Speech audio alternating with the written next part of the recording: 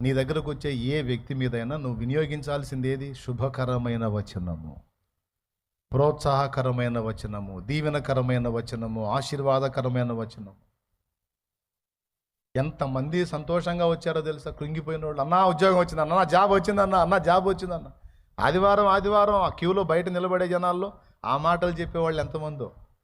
సంతోషంగా వచ్చాడన్నా, ఎన్ని రోజులు ఏడ్చానన్న, జాబ్ ఇచ్చాడన్నా, ఏసై జాబ్ ఇచ్చాడన్నా అని వస్తే దగ్గరకు తీసుకొని, ఈ జాబ్ ఏం పిచ్చోడా, ఇంకా ఉన్నత స్థితి ఉంది పో అని ప్రార్థన చేసి పంపిస్తా. ఇంకా ఉన్నత స్థితి ఉంది పో, ఇంకా దీవిస్తాడు, ఇంకా హెచ్చిస్తాడు, ప్రభు కోసం వాడబడు, ప్రభువును మర్చిపోదు పో అని చెప్పి పంపిస్తా. ఏం లక్షలా కోట్ల? పరాక్రమము గల బలాఢ్యుడా. గిద్యోనులో జనం పిరికోండి చూశారు. గిద్యోనులో జనం పిరికోండి చూశారు. గిద్యోను కూడా తనలో తాను పిరికోండి చూసుకున్నాడు. కానీ దేవుడు రివర్స్. దేవుడు గిద్యోనులో పరాక్రమము గల బలాఢ్యుణ్ణి చూశాడు.